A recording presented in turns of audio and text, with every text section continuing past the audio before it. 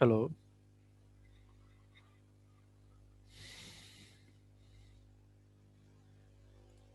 Hello, তোমরা কি সবাই শুনতে পাচ্ছ আমার কথা? হ্যালো, আসসালামু আলাইকুম স্যার। ভালো আছেন? সালাম, তোমরা কেমন আছো সবাই? এই তো আছি, আলহামদুলিল্লাহ ভালো আছি। জি, আলহামদুলিল্লাহ ভালো স্যার।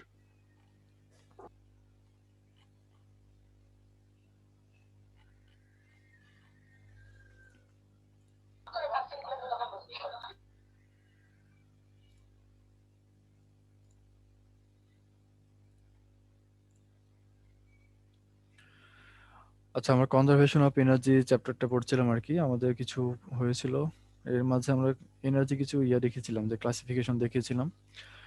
এটার তোমরা হয়তো নোটটা পেয়েছো। এর মাঝে দেখো, আমরা যে ক্লাসে মানে গত ক্লাসে আমরা যেটা দেখিয়েছিলাম এরকম একটা ফিগার ছিল আমাদের।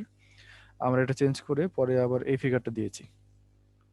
তোমরা হয়তো খেয়াল করেছো, দুইটা মূলত একই। আমরা এটাকে না বলি, এখানে আমাদের যেহেতু কিছু প্রবলেম আছে, কিছু বাদও গেছে, তো এটাকে আমরা একটু ডিফাইন করে আমরা এরকম একটা লিস্ট দিয়েছি। মোটামুটি আমরা এনার্জির এতগুলো ফর্ম হতে পারে আর কি। মেন মেন ফর্ম যেগুলো সেটা এরকম হতে পারে, এবং এগুলো একটা ফর্ম থেকে আরেকটা রূপে আমরা আরেকটা ফর্মে আমরা কনভার্ট করতে পারি। যে কোনো একটা রূপ থেকে আরেকটা রূপে যেতে পারে।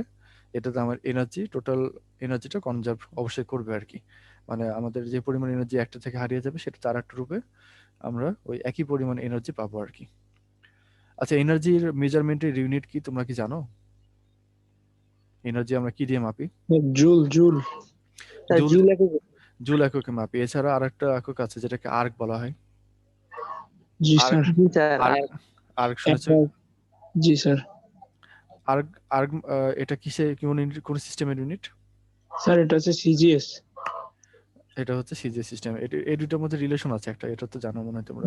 স্যার এক জুল সমান হ্যাঁ, হ্যাঁ, 10 টু দি পাওয়ার মাইনাস কত যেন আর্গ। এটা বলতে হবে। 10 টু দি মাইনাস কত? 10 to the power minus 7 sir. -7। 10 to the power -7।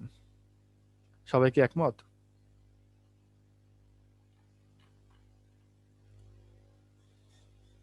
Sir এর আগে মনে হয় 4.2 আছে সম্ভবত, খেয়াল না, নাই স্যার। 4.2 না, এটা 1ই আছে। 1 জুল সমান হচ্ছে 10 টু দি পাওয়ার, যেটা ফ্যাক্টর বললে 7। এটা 7টা ঠিক আছে, কিন্তু এটা মাইনাস না। জুল এককটা বড়, আর একটা ছোট। হ্যাঁ, তাহলে তুমি যখন বড় একক থেকে ছোট এককে যাচ্ছ, ওই সময় তো আমাদের আসলে এটা প্লাস হয়, তাই না? তাহলে আসলে বিষয়টা হবে 1 জুল সমান 10 টু দি পাওয়ার 7 প্লাস 7, এত বার্গ। বলো।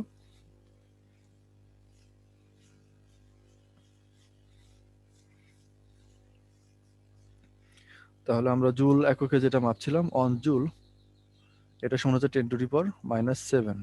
সরি, আমি আবার ওটি ভুলটাই লিখছি, এত আর্গ।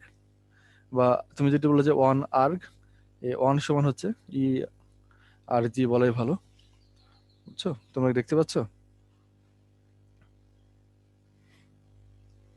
দেখা যাচ্ছে মনে হয়, তাই না?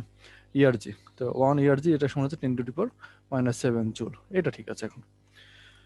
তো যাক, তাহলে আমরা এই এনার্জি যে কনভার্সনটা আমরা যেটা দেখছি, যে এটা আমরা যে কোনো একটা সিস্টেমে মাপতে পারি, কিন্তু আমরা ইউনিটটা যেটাই বলি না কেন, আমাদের একই সিস্টেমে আমরা হিসাবটা করব।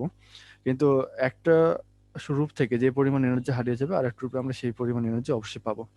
এখন এখানে যেটা লিস্টের কথা বলছিলাম, আমাদের আগের লিস্ট তাহলে যেটা আমরা দেখেছিলাম, এটা আমরা ডিলিট করে দিচ্ছি। এটা আমাদের আর দরকার নেই, তোমরা শুধু এই লিস্টটা জানলেই মোটামুটি হবে আর কি। আচ্ছা, তাহলে আমরা এরপরে কনজারভেটিভ ফোর্স, আচ্ছা, এগুলো তো সবই হয়েই গেছিলো। আমাদের আজকে শুধু কনজারভেশন অফ মোমেন্টামটা বাকি আছে। আর এরপরে আমাদের যে তোমার কোলিশন প্রবলেম কিছু আছে এটা। তো আমরা তাহলে স্টপ শেয়ার করি এবং আমরা বোর্ডে চলে যাই। বোর্ডে যে বাকি ক্লাসটা আমরা করি আর কি।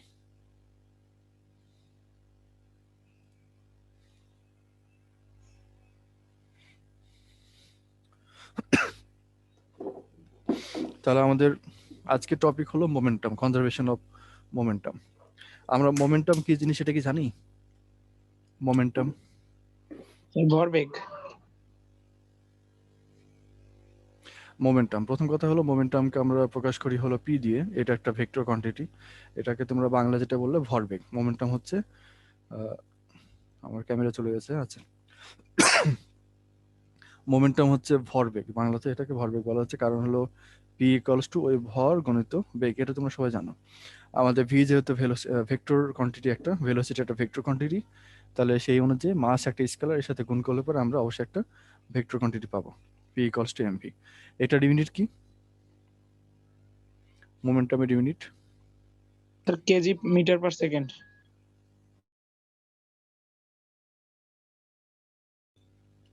তাহলে মোমেন্টামের ইউনিট হচ্ছে ভরের ইউনিট, যেটা তোমরা বললে কেজি, আর velocity unit metre per second. তাহলে কেজি মিটার পার সেকেন্ড, এটা হচ্ছে মূলত এই ভরবেগের একক আর কি। আচ্ছা যাই হোক, তো আমরা এই ভরবেগটার কনজারভেশন অফ মোমেন্টাম, এটা আমরা বলছি আর কি। একটু ওয়েট করো তোমরা।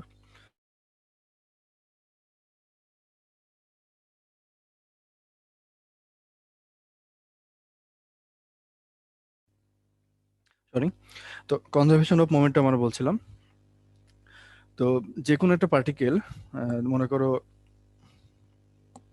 একটা পার্টিকেল এদিকে যাচ্ছে, একটা পার্টিকেল এদিকে আসছে, তো এদের মধ্যে যদি কোনো সময় কলিশন হয়, সংঘর্ষ যদি হয়, তাহলে কি হবে, এদের মধ্যে একটা মোমেন্টামের তোমার ইয়া ট্রান্সফার হবে, একটা মোমেন্টাম ট্রান্সফার হবে। এবং এখানে যে মোমেন্টটা যখন ট্রান্সফার হবে, এটা আমাদের যে মোমেন্টাম আগে ছিল এবং পরে ছিল, এখানে মোমেন্টামটা একই থাকবে। কনজারভেশন অফ মোমেন্টাম বলতে বোঝাচ্ছে যে আমাদের যে মোমেন্টাম, এই কলিশনটার আগের মোমেন্টাম এবং পরের মোমেন্টামগুলো একই থাকবে। এমনকি মানে এটা গতিপথে সব জায়গাতে তার মোমেন্টামটা কনজার্ভ করবে, মানে একই রকম থাকবে।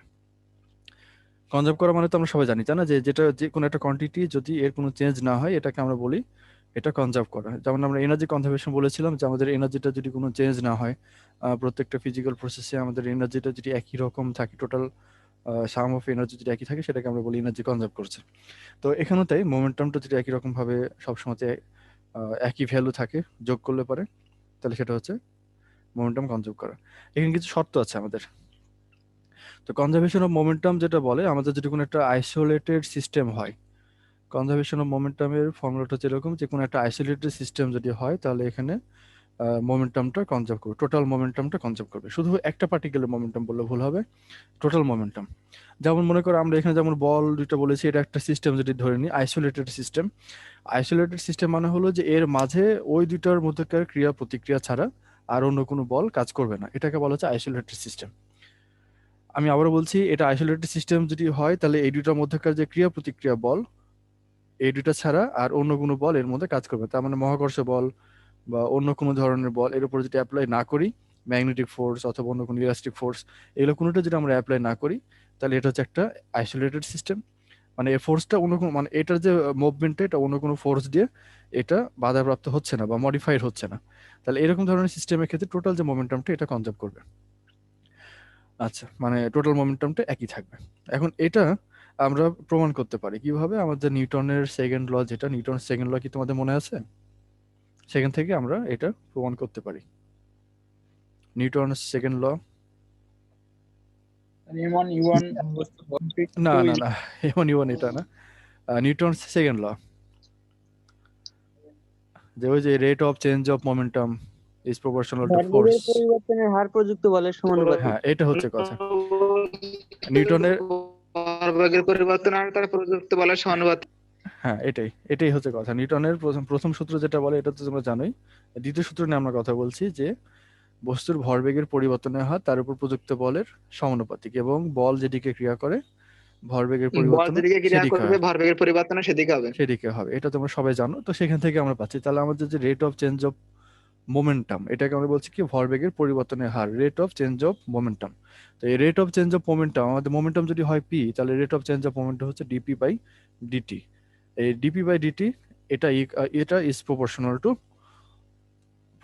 টু কত? Force. Rate of change of momentum is equals to, sorry, is proportional to force. তো এই হচ্ছে আমাদের কথা।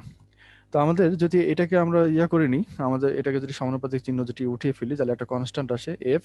এফ ইকুয়ালস টু, আমরা বলি একটা কনস্ট্যান্ট কে, ডিপি ডিটি। এখন এই ডিপির মধ্যে কি কি আছে? ডিপির মধ্যে আছে হলো, আমরা জানি যে এমভি, তাই না, ডিভাইড বাই ডিটি। তার মানে আমরা এখান থেকে যেটা পাবো, সেটা হচ্ছে কে টাইমস এমও বাইরে নিয়ে নিই, ডিভি বাই ডিটি। তাহলে এখান থেকে আমরা যেটা পাচ্ছি, কে তে বাইরে থাকলো, এম বাইরে, এই rate of change of velocity, rate of change of ভেলোসিটিটাকে আমরা বলি অ্যাক্সেলারেশন। তাহলে এটা হচ্ছে আমাদের f equals to k times m a. এখন এই আমরা এটাও কে এর ভ্যালুটা আমরা এখানে ধরে নিই যে এটা 1, কারণ হলো যে আমাদের যে ফোর্সের ইউনিট যেটা আমরা জানি নিউটন, এটাকে আমরা এমনভাবে রিফাইন করি যে কে এর ভ্যালুটা 1 হয়, এবং এটা থেকে তোমরা জানো আমরা লিখি হলো f equals to m a, খুবই প্রচলিত একটা formula, f equals to m এ।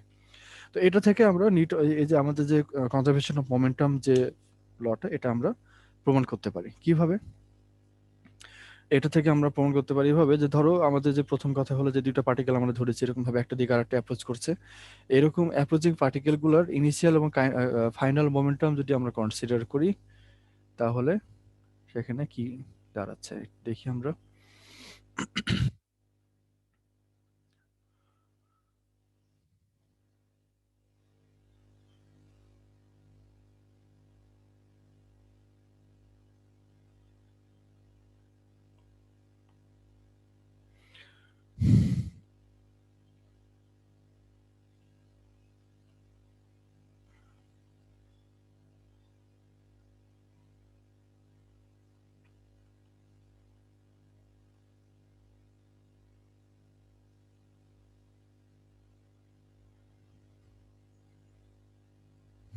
ঠিক আছে, তো যাক, তাহলে আমরা এই পর্যন্ত তো আমাদের ক্লিয়ার, আমরা এটাকে মুছে ফেলি।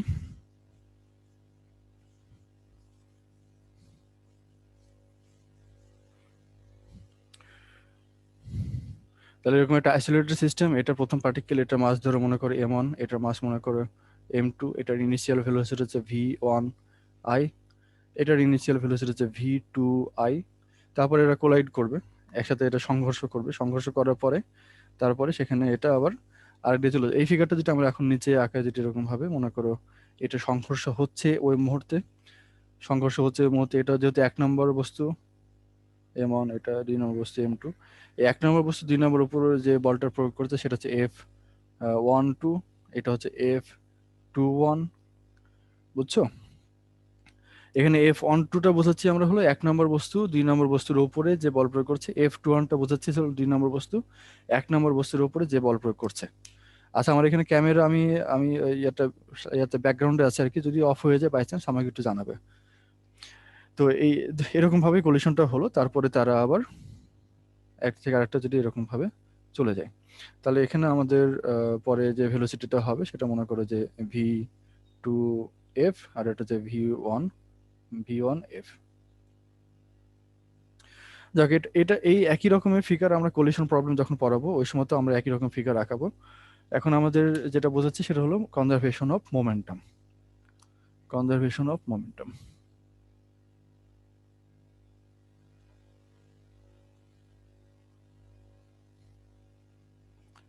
তো সেটার জন্য আমাদের এরকম এখন এটা যদি আইসোলেটেড সিস্টেম যদি হয়, তাহলে আমাদের এইভাবে আমরা প্রমাণ লিখছি আর কি আইসোলেটেড সিস্টেমের জন্য।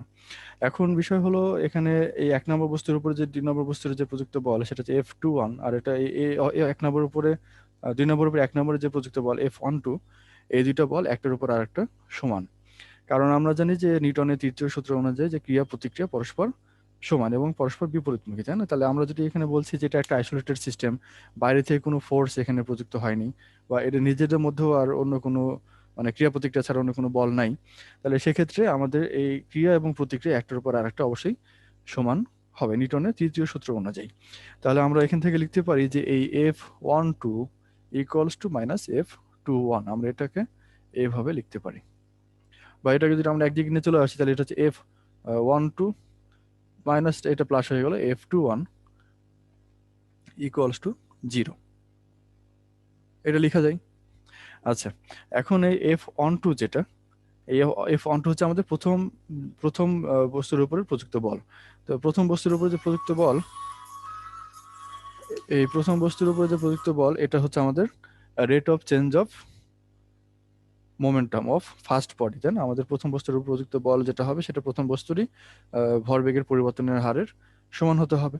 তাহলে আমরা এখান থেকে যে প্রথম বস্তু ভরবেগের পরিবর্তনের হার যদি আমরা বলি যে dp1/dt, একই রকম ভাবে দ্বিতীয় বস্তুর ভরবেগের পরিবর্তনের হার যদি আমরা বলি যে dp2/dt, এটা ইকুয়ালস টু 0, আমরা এটা বলতে পারি, তাই তো? তো এটাকে আমরা যদি একবারে লিখি তাহলে এটা আমরা ddt of p1 plus p2 equals to 0। এখন এই p1 আর p2 এটা আমাদের যে টোটাল মোমেন্টাম, এই টোটাল মোমেন্টামকে যদি আমরা যোগ করি ddt অফ, আমরা যদি এখানে একবারে যেটা এটাকে বলি যে p টোটাল মোমেন্টাম, সিস্টেমের টোটাল মোমেন্টাম হচ্ছে p, তাহলে p equals to rate of change of momentum equals to 0। তাহলে ওই সিস্টেমটা যদি এরকম ভাবে আইসোলেটেড হয় তাহলে তার total rate of change of momentum equals to 0।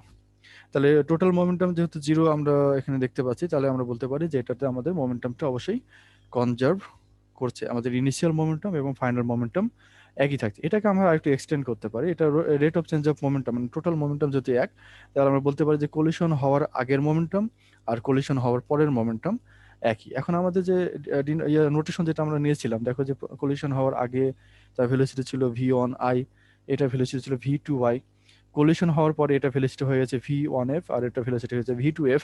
তাহলে আমরা এই কোলিশন হওয়ার আগের যে অবস্থায় আমরা যদি মোমেন্টামের কথা যদি বলি তাহলে আমাদের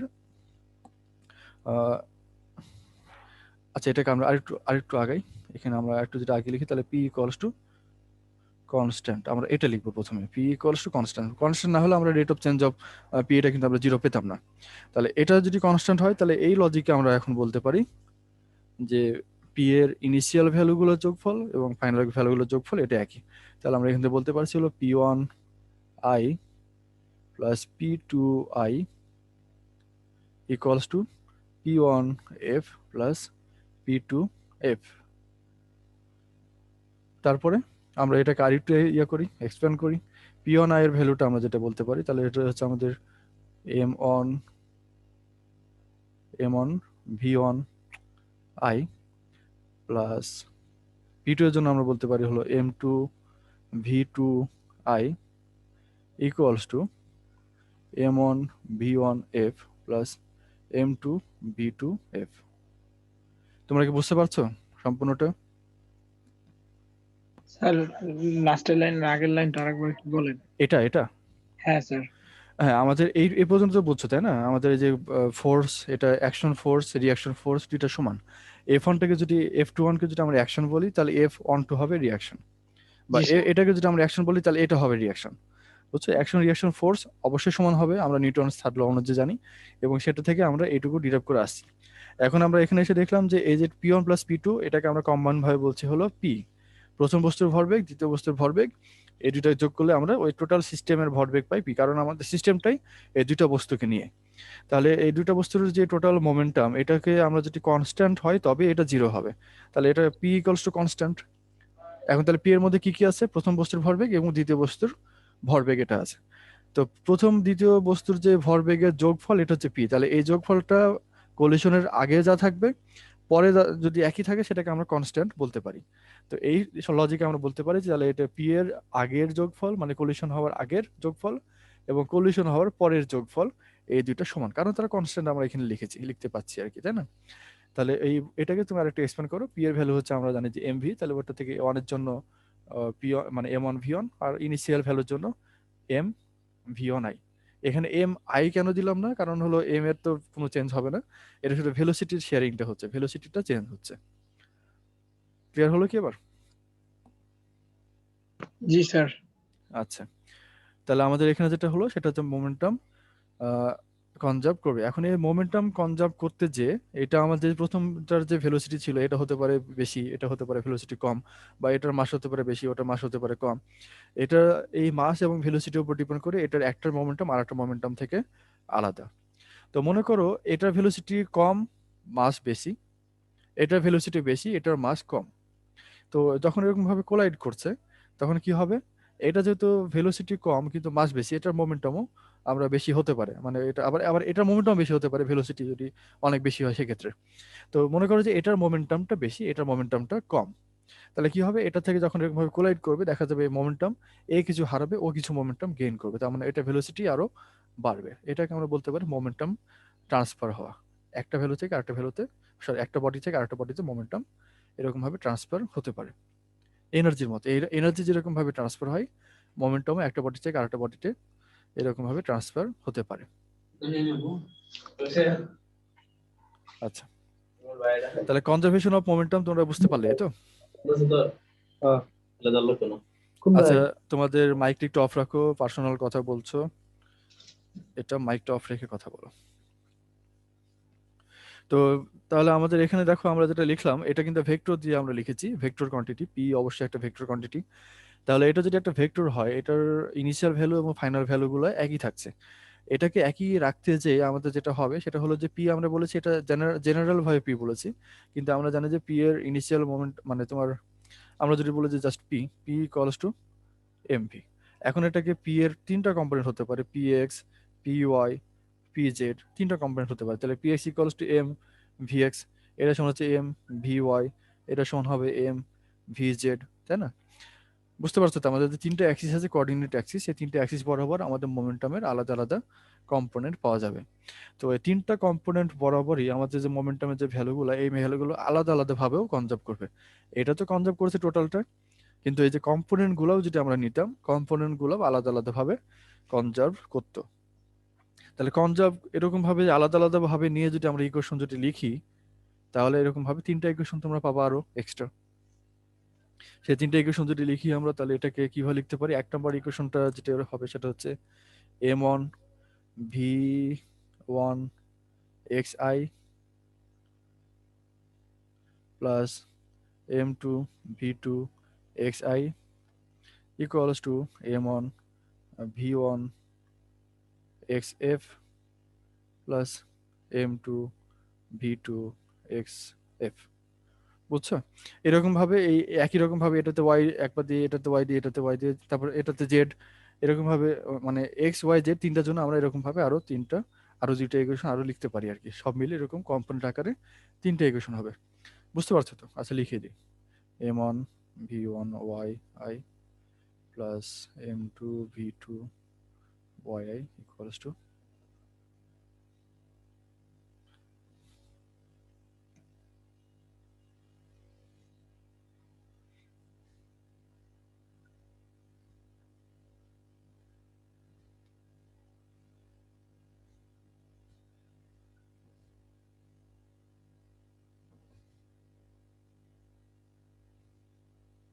এইভাবে সরি এখানে আর আচ্ছা আচ্ছা আমি একটু ভুল লিখেছি। এই ভেক্টর চিহ্নগুলো আর হবে না, আমরা যেটা কম্পোনেন্টের ভ্যালুটা লিখছি, তো এই কম্পোনেন্ট যখন আমরা লিখলাম আর এরকম ভাবে ভেক্টর চিহ্নটা এখানে আর হবে না। আচ্ছা, তো যাই হোক তোমরা বুঝতে পারছো আশা করি। কারো কোনো প্রবলেম আছে এ পর্যন্ত? না স্যার। একদম ইজি।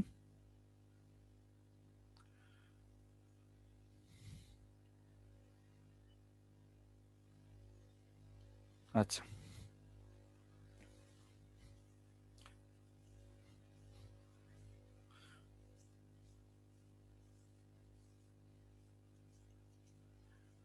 তোমাদের ফিজিক্সে আরেকটা ক্লাস কি চলছে? জি স্যার। আচ্ছা,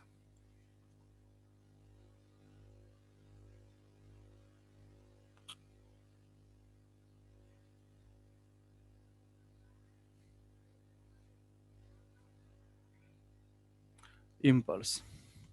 আমরা একটু আগে যেটা বললাম যে F equals to DP by DT, আমরা এটা লিখতে পারি তাই না? আমাদের কে ভ্যালু যেহেতু ওয়ান, আমাদের আসলে ছিল যে এ proportional to DP by dt, কিন্তু আমরা একটু আগে দেখলাম যে এটা আসলে এখান থেকে যে প্রপোর্শনালিটি কনস্ট্যান্ট যেটা আসে কে ডিপি বাই ডিটি, এই প্রপোর্শনালিটি কনস্ট্যান্টের ভ্যালু হয় যেহেতু ওয়ান, তাহলে এটা ওয়ান লিখতে পারে, আমরা এটাকে আর না লিখে এই F equals to DP by DT বলতেই পারি।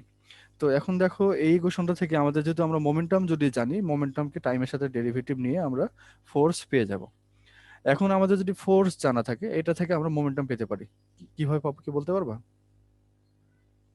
স্যার ইম্পালসের বাংলা কি? ইনভার্স। ইনভার্সে মানে হচ্ছে তোমার বিপ্রতীপ। না স্যার, ইম্পালস। ইম্পালস, ইম্পালস হচ্ছে, ও আচ্ছা ইম্পালস, ইম্পালসের বাংলা হচ্ছে তোমার বলের ঘাত। ঠিক আছে, বুঝতে পারছি। বুঝছো? ইম্পালস হচ্ছে সরি বললাম ঘাত বল, ইম্পালসের বাংলা হচ্ছে ঘাত বল। আর ইম্পালস অফ ফোর্স এটা হচ্ছে আমাদের বলের ঘাত। ইম্পালস অফ ফোর্স যদি আমরা বলি তখন সেটা হচ্ছে বলের ঘাত, আর শুধু যদি বলো যে ইম্পালস তাহলে এটার বাংলা হচ্ছে ঘাত বল। তো আমরা এখান থেকে যদি ইয়া করি, এটা এখান থেকে যেটা আমরা ফোর্স জানতে চাই, এটা থেকে কিভাবে পাবো বলতে পারবে কেউ? ইন্টিগ্রেশন করবেন। ইন্টিগ্রেশন করব, হ্যাঁ। তাহলে এখন এই ইন্টিগ্রেশন যদি করি আমরা, তাহলে P equals to integration of F DT. এই হচ্ছে আমাদের এখান থেকে এই মোমেন্টামটা পাওয়া যাবে। এখন বিষয় হলো এই ফোর্স যেটা আমরা এখানে বললাম, এই ফোর্সটা যদি অল্প সময়ের জন্য যদি কাজ করে, তাহলে আমরা এখন বলতে পারবো এখানে এই ফোর্সটাকে আমরা বলবো ঘাত বল, যেটাকে আমরা বলছি যে ইম্পালস। এবং এই ফোর্সকে আমরা এরকম ভাবে টাইমের সাথে ইন্টিগ্রেট করে আমরা যা পাচ্ছি, এটাকে আমরা বলবো ইম্পালস অফ ফোর্স। তো এই ইম্পালস অফ ফোর্স যেটাকে আমরা এখন দেখতে পাচ্ছি, এটা আসলে মোমেন্টাম। বুঝছো, এটা আসলে একটা মোমেন্টাম। তো যা হোক, তো এখানে এটা থেকে আমরা যদি একটা করি, যে গ্রাফ যদি আঁকাই, মনে করো এই অ্যাক্সিস বরাবর আছে টাইম, আর এই অ্যাক্সিস বরাবর আছে হলো ফোর্স। তাহলে আমাদের গ্রাফটা যদি হয় এরকম, তাহলে এটা সময়ের সাথে কি আমাদের ফোর্সের ভ্যালু কোনো চেঞ্জ হয়েছে? না স্যার। গ্রাফটা দেখো, আমাদের এদিকে হচ্ছে টাইম আর এদিকে আছে ফোর্স। তাহলে এইভাবে যদি আমাদের গ্রাফটা আঁকাই, তাহলে আমাদের সময়ের সাথে এই ফোর্সের কোনো চেঞ্জ হয়নি। তাহলে ফোর্সটা টাইম ডিপেন্ডেন্ট না। তো এইভাবে যদি হয়, তাহলে আমরা ধরলাম যে এই পর্যন্ত আমাদের ফোর্স আমরা এত সময় পর্যন্ত অ্যাপ্লাই করেছি। তাহলে এইটুকু যে ফোর্স অ্যাপ্লাই করলাম, এটার ভ্যালু কতখানি হবে? এই পি এর ভ্যালু, আমরা পি এর ভ্যালু এখানে দেখতে পাচ্ছি হলো যে এফ আর টি এর গুণফল, তাই না? এফ এবং মানে ফোর্স এবং টাইমের গুণফলকেই আমরা মোমেন্টাম বলতে পারি। তা এই ফিগার অনুযায়ী আমাদের যে মোমেন্টাম হবে, আমরা তাহলে এখানে দেখতে পাচ্ছি হলো যে ফোর্সের ভ্যালু টাইমস টি, তাহলে এখানে এফ টাইমস টি, এটা আমরা বলতে পারছি এটা হলো আমাদের মোমেন্টাম, সহজে যেটি আমরা বুঝতে চাই। তো এই এফ এবং টি, এটাকে তাহলে আমরা ধরতে পারি যে এফটা হচ্ছে আমাদের, এটা একটা যে আয়তক্ষেত্র, আয়তক্ষেত্রে একটা বাহুর দৈর্ঘ্য হচ্ছে এফ, আর একটা বাহুর দৈর্ঘ্য হলো টি। তাহলে ওই আয়তক্ষেত্রে যে এরিয়া, ওই এরিয়াটা হলো আমাদের তাহলে এফ টি। তাহলে এখন আমরা তাহলে বলতে পারছি যে এই এফ টি যে কার্ভ, এই কার্ভের মধ্যে যে এরিয়াটা আছে, ওই এরিয়াটাই হচ্ছে আমাদের আসলে মোমেন্টাম। তাহলে ওই একই লজিকে আমাদের যদি এখন ফোর্সের নেচারটা টাইমের সাথে যদি ভ্যারি করে, এরকম ভাবে যদি কোনো একটা ফোর্স যদি হয়, একই ভ্যালু, আমরা এখানে ফোর্স অ্যাপ্লাই করবো এই অ্যাক্সিসে। এই অ্যাক্সিসে আমাদের টাইম, তাহলে টাইমের একটা ইনিশিয়াল পজিশন হচ্ছে টিআই, একটা ফাইনাল পজিশন হচ্ছে টিএফ। তাহলে ইনিশিয়াল থেকে ফাইনাল পজিশনের মাঝে এই ফোর্সটা এভাবে ভ্যারি করেছে। একটা পজিশনে প্রথমে কম ছিল, বাড়তে বাড়তে একটা ম্যাক্সিমাম ভ্যালু পর্যন্ত গেছে, তারপর আবার কমতে কমতে আবার জিরোতে আসছে। তো এই যে সময়ের ডিফারেন্সটা, এটা খুবই কম। তো সেই সময় আমাদের লার্জ অ্যামাউন্ট অফ ফোর্স এর উপর অ্যাপ্লাই করা হচ্ছে, তাহলে এই ফোর্সটাকে আমরা বলবো ইম্পালস। তো এটা ইম্পালস অফ ফোর্স যেটা আমাদের এখানে, মানে ইম্পালস অফ ফোর্স যেটা মোমেন্টাম যেটা, এটা কেমন হবে? তাহলে এই যে এইটুকু এরিয়া, যেটুকু অংশ, এই এরিয়াটাই হচ্ছে আমাদের মূলত এই ইম্পালস অফ ফোর্স, বা এই যে পি ইকুয়ালস টু এটা। তো এখন আমাদের যে এই ইন্টিগ্রেশন যেটা করেছে যে এফ ডিটি, এই এফ ডিটি যেটা আমরা নিয়েছি, তাহলে এটার আমাদের যেটা টিআই থেকে টিএফ সময়ের মধ্যে, তাহলে এটারও লিমিট হবে এখন T I to T F, এই লিমিটের মধ্যে, ইনিশিয়াল লিমিট ফাইনাল লিমিট, এইটুকুর মধ্যে যেটা আমরা ইন্টিগ্রেট করি, তাহলে এই এরিয়ার মধ্যে যতখানি মানে এইটুকু কার্ভের মধ্যে যতখানি এরিয়া, এইটুকু এরিয়াটাই হচ্ছে আমাদের এই ইম্পালস অফ ফোর্স বা এই পি যেটা।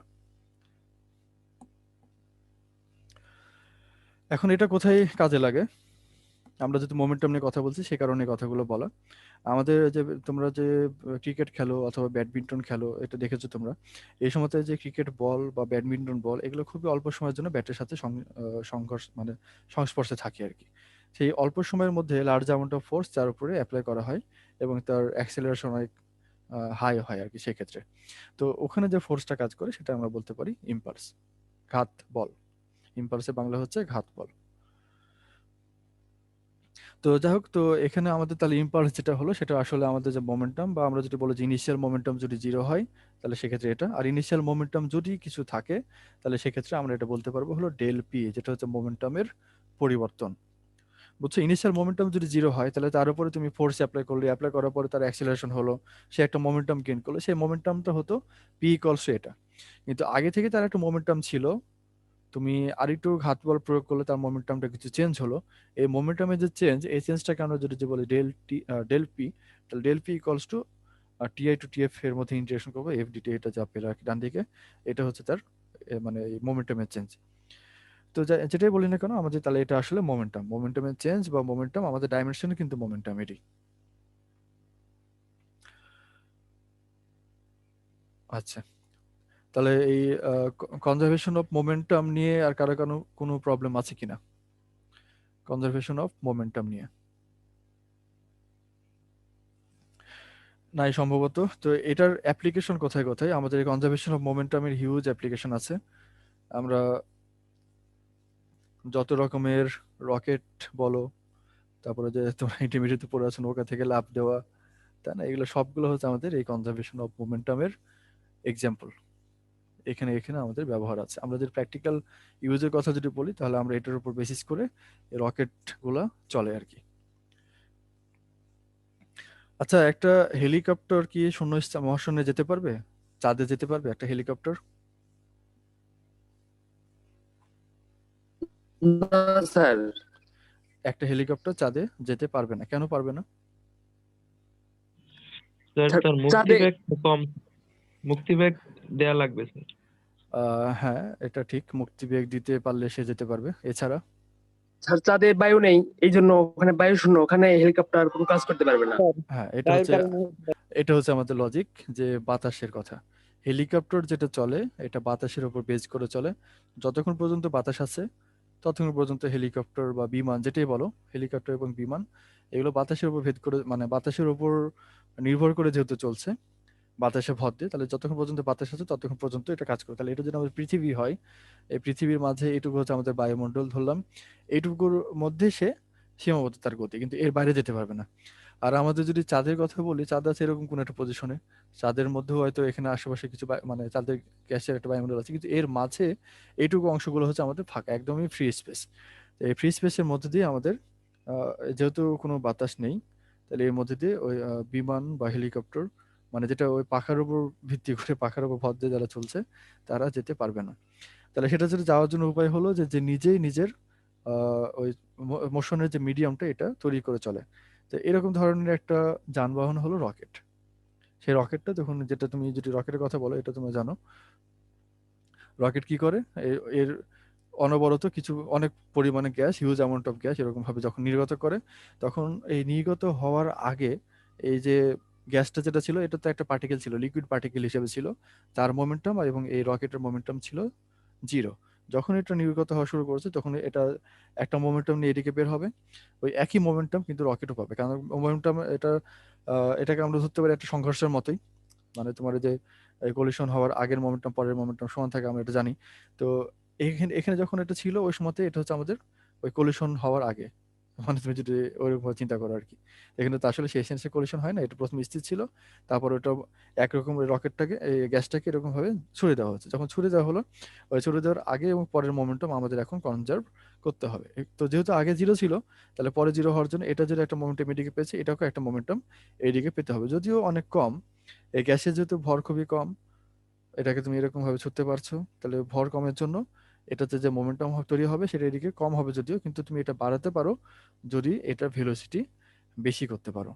তো এইটা হচ্ছে আমাদের লজিক, তুমি যত বেশি ভেলোসিটি দিয়ে এটাকে বের করতে পারবে, তত বেশি তুমি মোমেন্টাম এদিকে গেইন করতে পারবে। ভর যদিও খুবই কম, কিন্তু আমরা জানি যে আমাদের মোমেন্টামটা হচ্ছে পি ইকুয়ালস, যেহেতু এম ভি, ভর খুবই কম, তুমি যদি ভেলোসিটি অনেক হাই করতে পারো, তাহলে মোমেন্টাম অনেক হাই হবে এবং এটাও ওইদিকে ফাস্ট মুভ করবে। তো এই এক্সাম্পল গুলো তোমরা জানো, এটার মধ্যে আমরা যাচ্ছি না, এটা তোমরা একটু পড়ে নেবে, এটা ওখানে এক্সাম্পল আমি দিয়ে দেবো। তো এই ধরনের যে এক্সাম্পল গুলো, সেসব ক্ষেত্রে আমাদের এই রকেটের, সরি, কনজারভেশন অফ মোমেন্টামটা আমাদের প্র্যাকটিক্যাল এক্সাম্পল আর কি। স্যার রকেট যখন যায় স্যার, দুই পাশে ভারসাম্যটা বজায় রাখে কিভাবে স্যার? দুই পাশের ভারসাম্য বলতে? যেমন স্যার শুধু উপরের দিকে যায়, মানে হঠাৎ করে কোন দিকে ঘুরে পড়েও যায় না এরকম। ও আচ্ছা, না আসলে রকেটটা ওপরের দিকে যায় বললে ভুল হবে, এ আসলে তার সামনের দিকে যায়। এটা যদি তুমি রকেটের একটা সিলিন্ডারের কথা যদি বলো, তাহলে এ যদি এরকম ভাবে যদি এদিকে যদি গ্যাস যদি ছাড়ে আর কি, তাহলে, মানে সরি, তো এর ডিরেকশন হচ্ছে সবসময় এদিকে। এখন তুমি এটাকে ডিরেকশনটা তুমি চেঞ্জ করতে পারবে। চেঞ্জ করার উপায়টা কি, তুমি এর যে অ্যাঙ্গেলটা, এই অ্যাঙ্গেলটা তুমি এখান থেকে যদি একটু চেঞ্জ করো, তাহলে ধরো যে এই অ্যাঙ্গেলটা এদিকে একটু সরাই দিলে, তাহলে ও ওই দিকে যাবে। যদি এদিকে সরাই দাও, তাহলে এখন ওই দিকে যাবে। বুঝছো কি, মানে এই অ্যাঙ্গেলটা যদি হয় এরকম, আমাদের যে প্রপলশন যেটা, এটা যদি এদিকে নির্গত হয় যদি গ্যাসটা, তাহলে এরকম ভাবে একটা টার্নিং এফেক্ট তুমি এদিকে পাবে, তাহলে তুমি এটা টোটাল মোশনটা হবে এরকম দিকে। যদি রকেটটা যদি এরকম হয় যে তোমার এই প্রপলশনটা এদিকে যাচ্ছে, তাহলে এটা টার্নিং এফেক্ট এখন হবে এইদিকে। তো এদিকে একটু কম বেশি করে এদের এই যে যেখান থেকে গ্যাসটা বের হচ্ছে, এই গ্যাস বের হওয়ার যে সিস্টেমটা এটাকে যদি একটু মুভ করো, তাহলে ওটার উপর বেসিস করে এটা ডানে বা বামে এরকম ভাবে মুভ করতে পারবে। আর তাছাড়া এমনি স্পেস যে স্যাটেলাইট গুলো, এটার যে তোমার মোশন গুলো, এটা আবার সিলেক্ট ওখানে সেট করার জন্য এদিকেও আরো কিছু ছোট ছোট রকেট ইঞ্জিন এখানে থাকে, এবং ওই রকেট গুলো ফায়ার করা হয় এটার কোঅর্ডিনেট গুলো ঠিক করার জন্য। এমনি স্যাটেলাইট গুলো আছে, তো ওই স্যাটেলাইট গুলো যখন কোঅর্ডিনেট থেকে একটু সরে যায়, তখন তাকে আগের অবস্থায় ফিরিয়ে নিয়ে আসার জন্য এটাকে আর এতখানি তো সরানো সম্ভব হয় না। এটা হচ্ছে আমাদের হিউজ অ্যামাউন্ট অফ চেঞ্জ যদি করতে হয়, ওই সময় তো আমরা এটাকে নড়াবো। কিন্তু এটা এটা নড়বে কখন, যখন হলো যে খুবই সূক্ষ্ম পরিমাণ যদি চেঞ্জ করতে হয়, এদিকে সাইড দিয়েও কিছু পরিমাণ রকেট প্রপালশন এখানে করা সিস্টেম করা থাকে আর কি। এটা স্যাটেলাইটের জন্য।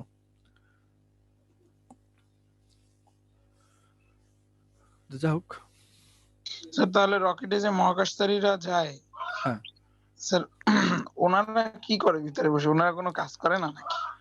কাজ তো করবে অবশ্যই, কাজ করার জন্য তো তার মহাকাশে যায়, মহাকাশে কাজ থাকবে না। আমি বলতে চাচ্ছি স্যার, এই যে রকেটের মানে দিক ঠিক করার জন্য ওনাদের কোনো কাজ করতে হয় না, এমনটা কি? ও আচ্ছা, হ্যাঁ, বেগ ঠিক করার জন্য এটা এটা হচ্ছে প্রথম কথা, এটা হচ্ছে অটোমেটিক প্রসেস। তুমি যদি এখন মনে করো যে তুমি মহাকাশে যাচ্ছে, এটা বেগ কত, মানে কোন দিকে ঘোরাতে হবে, এটা প্রত্যেকটা স্টেপ যদি তোমাকে ডিফাইন করে দিতে হয়, এটা মহাশূন্যচারীর জন্য খুব অসুবিধাজনক। তারা ওখানে গিয়েছে কোনো একটা স্পেস অবজারভেটরি বা কোনো কিছু কাজ করার জন্য আর কি, স্পেসে কোনো একটা পরীক্ষা করার জন্য। এখন সে যদি রকেটের পজিশন ঠিক করতে ব্যস্ত হয়, তাহলে এটা তো তার জন্য অসুবিধাজনক, তাই না? তুমি মনে করো কোনো একটা মোর্সে ইয়াতে ইয়াতে মার্সে তুমি কোনো একটা পরীক্ষা করতে গেছো, হয়তো ওখানকার তুমি কোনো একটা মাটি বা ওটার আবহাওয়া কেমন এটা তুমি দেখতে গেছো, তাহলে তুমি ওই পরীক্ষাটা করবে। তোমার এই রকেটের পজিশনটা তুমি মানে তুমি কম্পিউটার সেট করে দিবে যে আমাকে এখানে যেতে হবে এই কোঅর্ডিনেটে, ওই কোঅর্ডিনেটে যাওয়ার দায়িত্বটা তখন রকেটের নিজে, অটোমেটিক এটা। তার মানে স্যার রকেট স্যার অটোমেটিক ফোর্সে চলে। অটোমেটিক ফোর্সে চলে এই কথাটা আবার ভুল। অটোমেটিক ফোর্সে বলতে কি বোঝাচ্ছ? মানে অটোমেটিক চলে আর কি, এর নিয়ন্ত্রণ করার জন্য আর কোনো কিছু দরকার নেই কম্পিউটারের মানে হ্যাঁ, তুমি নিয়ন্ত্রণ। তুমি প্রথমে তাকে ইনস্ট্রাকশন দিয়ে দিবে, সেই ইনস্ট্রাকশন অনুযায়ী সে চলবে। মানে বুঝতে আমরা আমরা পেরেছি। আমরা যেরকম ভাবে যে গাড়ি টাড়ি চালাই, যে প্রত্যেকটা স্টেপ কিন্তু আমাকে নিজে কন্ট্রোল করতে হচ্ছে, এই কন্ট্রোলিংটা সেখানে অটো, এটা বলা যায়। আবার সেখানে যে শুধুমাত্র অটোমেটিক কন্ট্রোলিং যে হয়, ম্যানুয়াল হবে না এমন। এখানে যেখানে যে কোনো একটা অটোমোবাইল যেখানে তোমার অটোমেটিক কন্ট্রোলিং থাকবে, সেখানে ম্যানুয়াল কন্ট্রোলিং অবশ্যই থাকবে। তুমি ওভাররাইড করতে পারবে, অটোমেটিক থেকে ম্যানুয়াল কন্ট্রোলিং এ তুমি ওভাররাইড অবশ্যই করতে পারবে। আচ্ছা, তাহলে আমরা এরপরে কলিশন প্রবলেমে যাই। কলিশন প্রবলেম,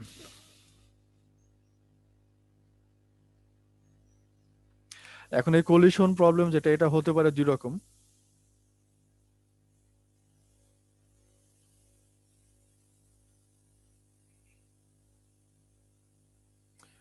একটা হচ্ছে ইলাস্টিক কলিশন আর একটা হচ্ছে ইনইলাস্টিক কলিশন।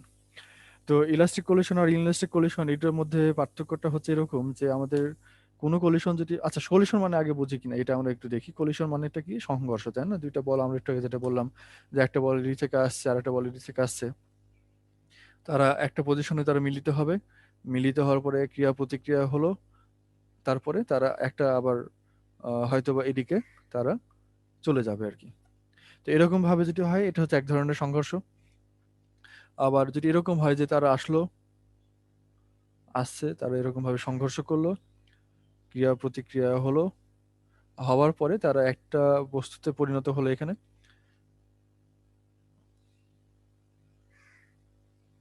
একটা বস্তুতে পরিণত হয়ে একটা ফাইনাল ভেলোসিটি নিয়ে এদিকে চলতে থাকলো। দুই ধরনের কলিশন আমরা এখানে দেখছি ফিগারে। তারা আসছে, সংঘর্ষ হচ্ছে, আবার আলাদা আলাদা বডি থেকে তাদের মোমেন্টামে ট্রান্সফার হলো, মোমেন্টাম ট্রান্সফার হওয়ার পরে ভেলোসিটিটা মডিফাইড হয়ে আর একটা আলাদা ভেলোসিটি নিয়ে চলতে থাকলো। আর এমন হতে পারে যে তারা আসছে, এরকম সংঘর্ষ হলো, তারপর আবার ভেলোসিটি মডিফাইড হলো, কিন্তু তারাও আবার একটা মানে কম্বাইন্ড একটা মাসে পরিণত হলো এবং তারা আবার মুভ করছে। এরকম ভাবে যদি হয়, এটা এক ধরনের, ওটা এক ধরনের। তো দেখো এখানে আমাদের যে ইনিশিয়াল এবং ফাইনাল যে মোমেন্টামটা, initial momentum final momentum conserve যদি করে, এবং একই সাথে ইনিশিয়াল এনার্জি ফাইনাল এনার্জি, মানে initial kinetic energy final kinetic energy যদি কনজার্ভ করে, তাহলে এই ধরনের কলিশনকে আমরা বলবো এটা হচ্ছে ইলাস্টিক কলিশন।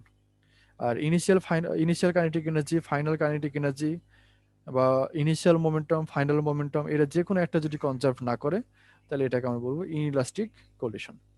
তো এরকম ধরনের যে কলিশনগুলো তোমরা দেখবে প্রথম ফিগারে, এখানে initial kinetic energy, final kinetic energy, initial momentum, final momentum এরা কনজার্ভ করে। তার মানে এগুলো হচ্ছে ইলাস্টিক কলিশনের এক্সাম্পল। যদি এরকম এক্সাম্পল হয় যে তারা আসছে, সংঘর্ষ করলো, একটা পার্টিতে পরিণত হলো, তারপর যাচ্ছে, তো এই ধরনের যে কলিশনগুলো, এটা হচ্ছে ইনিশিয়াল মোমেন্টাম, ফাইনাল মোমেন্টাম যদিও একই হয়, তবে এর ইনিশিয়াল কাইনেটিক এনার্জি আর ফাইনাল কাইনেটিক এনার্জি ভ্যালুটা একই থাকে না। বুঝছো? এই ক্ষেত্রে ইনিশিয়াল এবং ফাইনাল কাইনেটিক এনার্জির যে ভ্যালুগুলো, এটা একই থাকে না। তার মানে এই ক্ষেত্রে এটা হয়ে যায় ইনইলাস্টিক কলিশন। একটা হচ্ছে স্থিতিস্থাপক, আচ্ছা, বাংলা হচ্ছে এটা হচ্ছে স্থিতিস্থাপক সংঘর্ষ, আর এটা অস্থিতিস্থাপক সংঘর্ষ। বুঝতে পারলে কি? জি স্যার। আচ্ছা, তাহলে এই ইলাস্টিক কলিশন যদি আমরা প্রথমে যদি ধরি,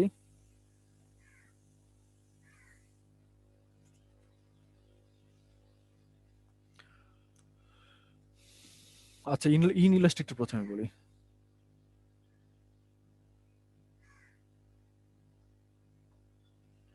ইনইলাস্টিক যদি কলিশন যদি হয়, তাহলে সেক্ষেত্রে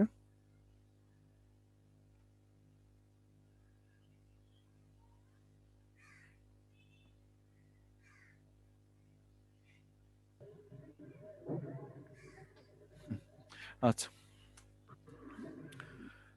তাহলে এক্ষেত্রে আমাদের যেটা আগে লিখেছিলাম m1 v1 i plus m2 v2, sorry কি লিখছি এগুলো,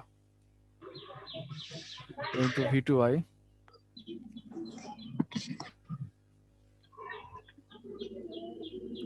equals to m1 v1 f plus m2 v2 f, এগুলো সমান হবে আর কি। কিন্তু কাইনেটিক এনার্জির কথাটা আমরা এখানে লিখবো না। এটা হচ্ছে ইনইলাস্টিক কলিশনের জন্য মানে কন্ডিশন হচ্ছে এটা। আর যদি ইলাস্টিক কলিশন যদি হতো, ইলাস্টিক কলিশনের জন্য আমাদের প্রথম কন্ডিশন যেটা, এটাতে m1 v1 i plus m2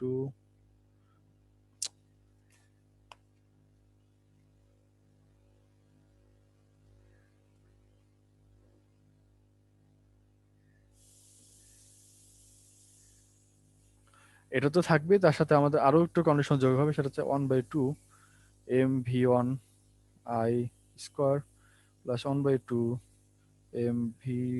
m2, এটা m1 m2 v2 i square equals to 1/2 m1 v1 f square plus 1/2 m2 v2 f square. এই কন্ডিশনটা হতে হবে। তাহলে ইলাস্টিক কলিশন হলে আমাদের এই দুইটা কন্ডিশন ফুলফিল করতে হবে। আর যদি ইনইলাস্টিক কলিশন হলে পরে এটা, আর ইলাস্টিক কলিশন হলে এরকম দুইটা কন্ডিশন ফুলফিল করতে হবে, তবে আমরা তাকে ইলাস্টিক কলিশন বলবো।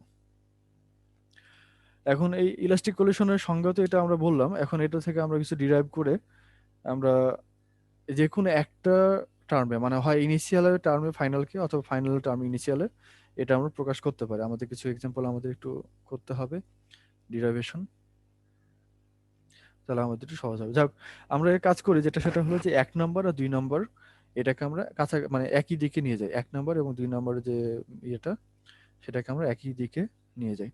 তো প্রথম আমরা আরেকটা কথা এখানে বলি। এখানে দেখো একটা জিনিস আমরা লিখেছি যেটা, সেটা হচ্ছে প্রথম ইকুয়েশন যেটা, এটাতে আমরা ভেক্টর চিহ্ন দিয়েছি। দ্বিতীয় ইকুয়েশনে কোনো ভেক্টর চিহ্ন কিন্তু আমরা দিইনি। কেউ কি বলতে পারবে এটা কেন দিইনি?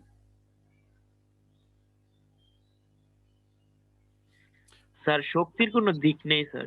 হ্যাঁ, শক্তির কোনো দিক নেই, এটা একটা কারণ। আর একটা কারণ বলতে পারো যে আমাদের ভেলোসিটি যখন আমরা স্কোয়ার করেছি, এই স্কোয়ারটা আমাদের ম্যাগনিটিউডের স্কোয়ার। আমরা যদি কোনো একটা ভেক্টরের এরকম স্কোয়ার আমরা বলতে পারি না, এটাতে ডট বা ক্রস আমরা একটা কমপ্লেক্সিটি চলে আসে।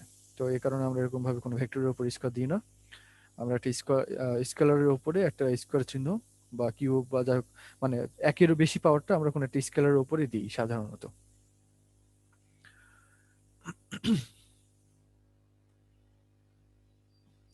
তো যাই হোক, তাহলে আমাদের এখন যেটা ডিরাইভ করবে, সেটা ডিরাইভ করার জন্য আমাদের যে কোনো একটা আমরা কনসিডার করি। আমরা ভেক্টর তো কনসিডার করতে পারছি না, যেটা একটা স্কেলার, এই দ্বিতীয় ইকুয়েশনটা। তাহলে আমরা প্রথমটাও স্কেলারের মাধ্যমেই এরপরে মানে প্রতিপাদনের জন্য আমরা কাজে লাগাবো আর কি। তো এই ইকুয়েশনটা থেকে আমরা এটাকে 1 নম্বরের গুলাকে একদিকে নিয়ে 2 নম্বরের গুলাকে আমরা একদিকে নিই, তাহলে যেটা হবে সেটা হলো প্রথমে আমরা হাফটাকে কেটে দিই।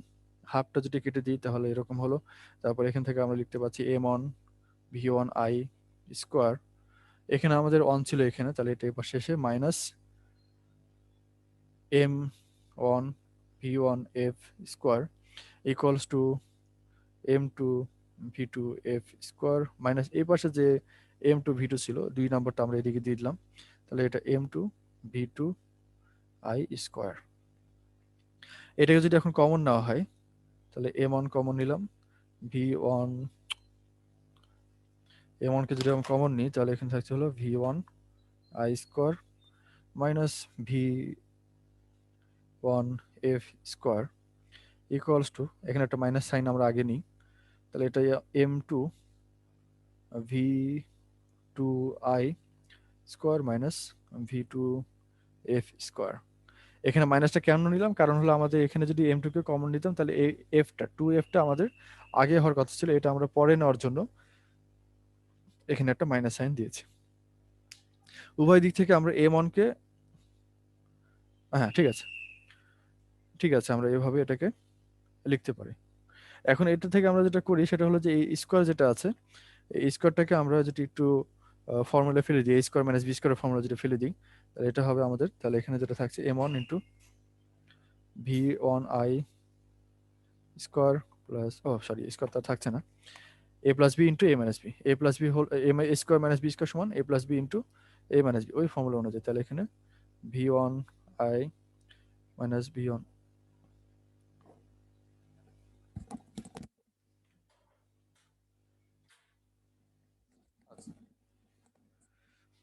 তাহলে v1 i minus v1 f into v1 i plus v1 f equals to minus m2 into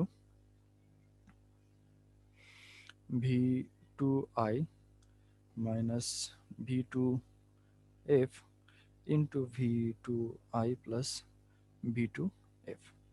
এটাকে আমরা এক নম্বর, না এটাকে আমরা, হ্যাঁ ঠিক আছে, এক নম্বর ইকুয়েশন দিয়ে রাখি। এখন আমরা এই যে আগে যেটা লিখেছি এক নম্বর যে আমাদের যে কন্ডিশনটা ছিল, এই এক নম্বর কন্ডিশনটাকে যদি আমরা একটু রিরাইট করি এই একই রকম ভাবে এক নম্বর দুই নম্বর, মানে এই এক নম্বর ভর দুই নম্বর ভরগুলোকে একদিকে নিয়ে, তাহলে আমরা যেটা লিখতে পারি এক নম্বর কন্ডিশন থেকে সেটা হলো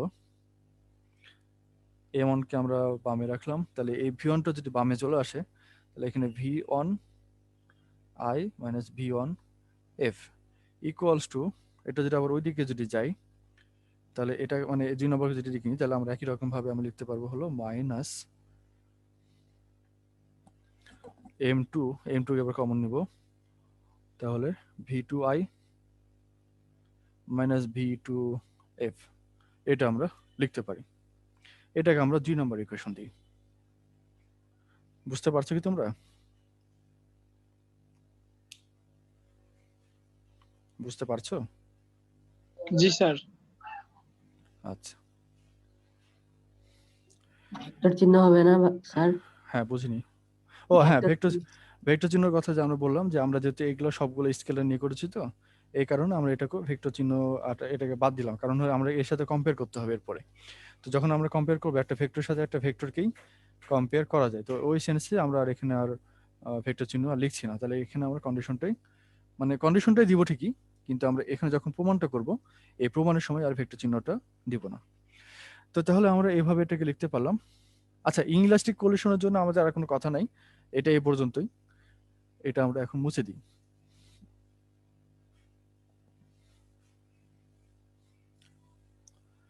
তাহলে এটাকে আমরা এখন উপরে লিখি, এই যে 2 নম্বরের 1 নম্বর যে ইকুয়েশন, এই 1 নম্বর ইকুয়েশনকে 2 নম্বর ইকুয়েশন দিয়ে আমরা ভাগ করব। যদি ভাগ করি তাহলে দেখো কি হয়, এটাকে ভাগ করা মানে হলো এটা ডিভাইড করা, এটাকে এইটুকুর মধ্যে ডিভাইড করা, তাহলে এইটুকু অংশের মধ্যে m1 কেটে যাচ্ছে, v1i মাইনাস v2f এটা কেটে যাচ্ছে, এখানে m2 কেটে গেল, মাইনাস কেটে গেল, এটা এবং এটা কেটে যাচ্ছে।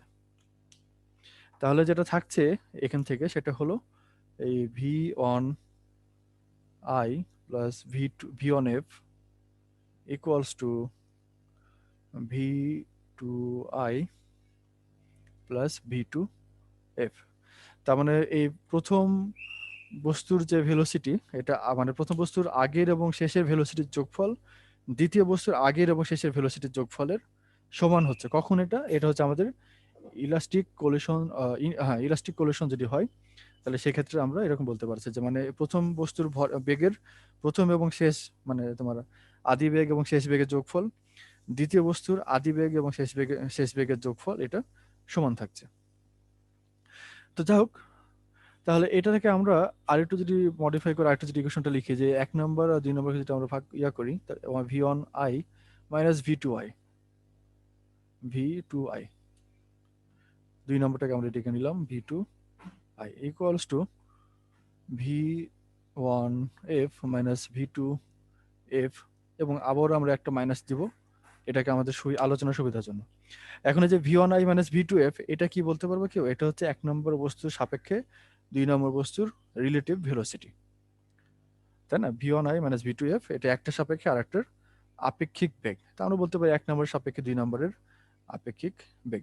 তো এই 1 নম্বর সাপেক্ষে 2 নম্বরের আপেক্ষিক বেগ যা হবে, মানে এটার আগের মানে সংঘর্ষ হওয়ার আগের আপেক্ষিক বেগ যা হবে, এটা ওই 1 নম্বর সাপেক্ষে 2 নম্বরেও এর আপেক্ষিক বেগ যেটা মানে সংঘর্ষ হওয়ার পরের যে আপেক্ষিক বেগ, এটা জাস্ট সমান হবে, তবে অপোজিট সাইন হবে।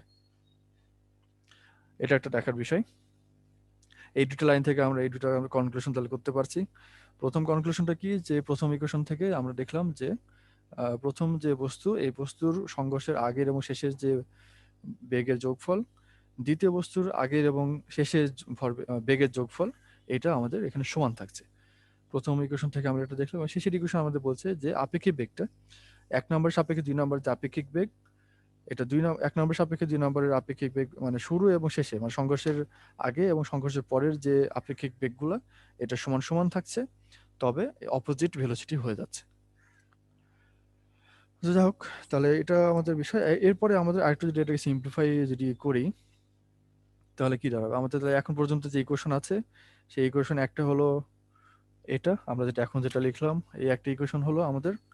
আর আরেকটা ইকুয়েশন আমাদের জানা আছে, যেটা আমরা আগে লিখেছি, ওই যে তোমার প্রথম কন্ডিশন যেটা m1 v1i, m1 v1i plus m2 v2i, আমরা আবারও লিখছি এটা কারণ আমাদের লাগবে, m1 v1f plus m2 v2f। আমাদের তাহলে এই দুটো ইকুয়েশনকে আমরা ব্যবহার করে আমরা আরেকটু কিছু সিম্পলিফাই পরে করতে পারি। সেটা হলো যে এখানে দেখো আমাদের এখানে আছে v1 মানে v এর রিলেশন, এখানে শুধু m আর m v এর রিলেশন, এই দুটোতে আছে। এবং দুটো ইকুয়েশনেই আমাদের সংঘর্ষ হওয়ার আগে এবং সংঘর্ষ হওয়ার পরে দুই ভ্যালুগুলো, মানে দুইটা ভ্যালুই এখানে আছে। আমাদের সংঘর্ষ হওয়ার আগের যে ভ্যালুগুলো, এটার মাধ্যমে আমরা সংঘর্ষ হওয়ার শেষের কোনো একটা ভ্যালু জানতে পারি, অথবা সংঘর্ষ হওয়ার শেষের ভ্যালুর সাপেক্ষে আমরা সংঘর্ষ হওয়ার আগের কোনো ভ্যালু জানতে পারি। এই ভ্যালুগুলো আমাদের প্রমাণ করতে হবে। এটা প্রমাণ করার জন্য আমরা যেটা করব, মনে করো আমরা সংঘর্ষ হওয়ার আগের ভ্যালুগুলো দিয়ে আমরা v1f কে জানতে চাই। কি কথা বলছো? কার মাইক অন আছে?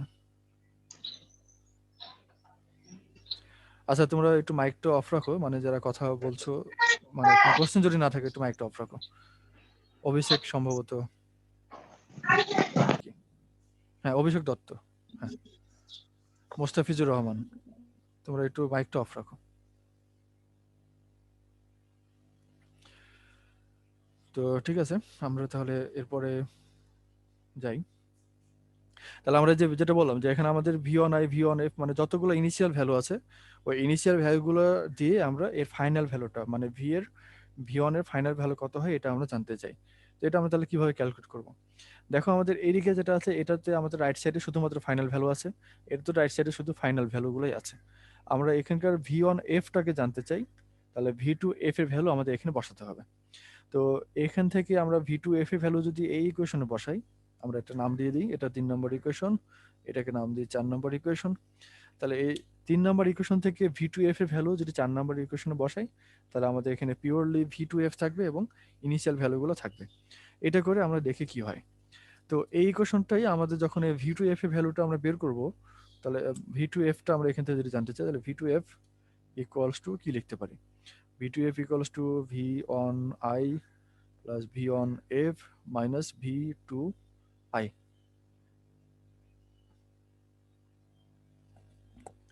এটা লেখা যায় তো নাকি? এটা লেখা যায়, আমাদের ইকুয়েশন যদি ঠিক থাকে তাহলে v1i v1f minus v2i। হ্যাঁ ঠিক আছে, তাহলে v2f সমান এটা লিখতে পারছি। এই v2f এর ভ্যালু আমরা 4 নাম্বার ইকুয়েশনে বসিয়ে দিই। তাহলে এখান থেকে যেটা পাবো সেটা হচ্ছে m1 v1i plus m2 v2i equals to m1 v1f plus m2 Times, এখান থেকে আমরা ভ্যালুটা বসাচ্ছি এখন v1i plus v1f minus v2i। তাহলে এটাকে আমরা ভ্যালুটা বসালাম। এর পরের ইকুয়েশনে যেটা পরের লাইনে আমরা করি m1 v1f plus m2 v1i plus m2 v1f minus m2 v2i। আমরা শুধু এই m1 v মানে v1f এর ভ্যালুটা জানতে চাই। v1f, তাহলে v1f আছে হলো এখানে, v1f আছে হলো এখানে। তাহলে এই দুটো থেকে আমরা যদি v1f কে যদি কমন নিই, তাহলে v1f কমন নিলাম, তাহলে এখানে থাকলো m1 প্লাস m2। এই m1 plus m2 equals to, এখন এই যে এটা এবং এটা বাম দিকে চলে আসবে। বাম দিকে যদি চলে যায় তাহলে এখানে এটা ছিল v1i, এখানে v1i আছে, বাম দিকেও এখানে v1i আছে, তাহলে এর সাথে এটা কমন যাবে এদিকে এসে। তাহলে m1 minus m2 into v1i। আমার সাথে একটু তোমরা চলো, কোনো জায়গায় ভুল হলে তোমরা বলবে। এদিকে আছে হলো m2 v2i, এখানে m2 v2i, তাহলে এখানে এ পাশে সেটা মাইনাস ছিল, এটা প্লাস হয়ে গেল, প্লাস এখানে m2 প্লাস প্লাস এটা, তাহলে এটা 2m2 ইন্টু v2i, এটা হলো। তাহলে এখান থেকে আমরা এখন এই v1f টাকে যদি লিখি, তাহলে v1f ইকুয়ালস টু, তাহলে m1 minus m2 divided by m1 plus m2 into v1i, তারপরে প্লাস এখানে এটা 2m2 হবে, কারণ m1 m2 plus m2 2m2 divide by m1 plus m2 into v2i। এই হচ্ছে আমাদের রিলেশন। বুঝতে পারলে কি এটা? তাহলে আমরা যেটা জানতে চাচ্ছিলাম এটা আমরা পেয়ে গেছি। তাহলে আমরা যেটা জানতে চাচ্ছিলাম সেটা আমরা এখানে এর মাধ্যমে পেলাম। দেখো আমাদের বাম দিকে আছে হলো শুধুমাত্র একটা ফাইনাল ভ্যালু, আর ডান দিকে যা আছে এরা সবই ইনিশিয়াল ভ্যালু। তাহলে আমরা ফাইনাল ভ্যালুর মানে ইনিশিয়াল ভ্যালুর সাহায্যে আমরা ফাইনাল ভ্যালুটা বের করে নিয়ে আসতে পারছি। আচ্ছা, তাহলে এটা একটা হলো। আমাদের ফাইনাল ভ্যালু আরো একটা আছে, আমরা v1f বের করেছি, আমরা ফাইনাল ভেলোসিটি যেটা v2f এটাও আমাদের আছে, আমরা ইচ্ছা করলে এটাও বের করে আসতে পারি, আমাদের এটা বের করতে হবে আসলে।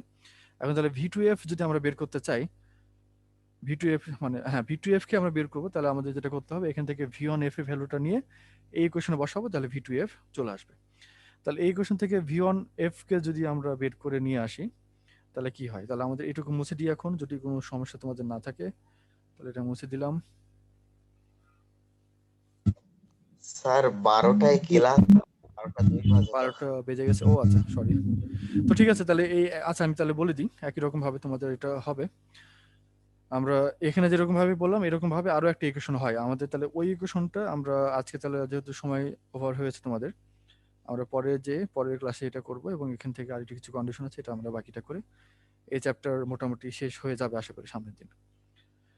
তো কারো কোনো কোশ্চেন আছে কিনা তোমাদের এই পর্যন্ত? বুঝতে পারছো সবাই ভালো মতো?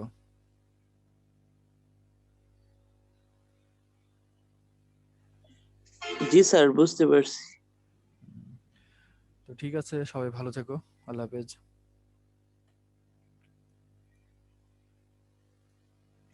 স্যার আসসালামু আলাইকুম স্যার। ওয়ালাইকুম আসসালাম।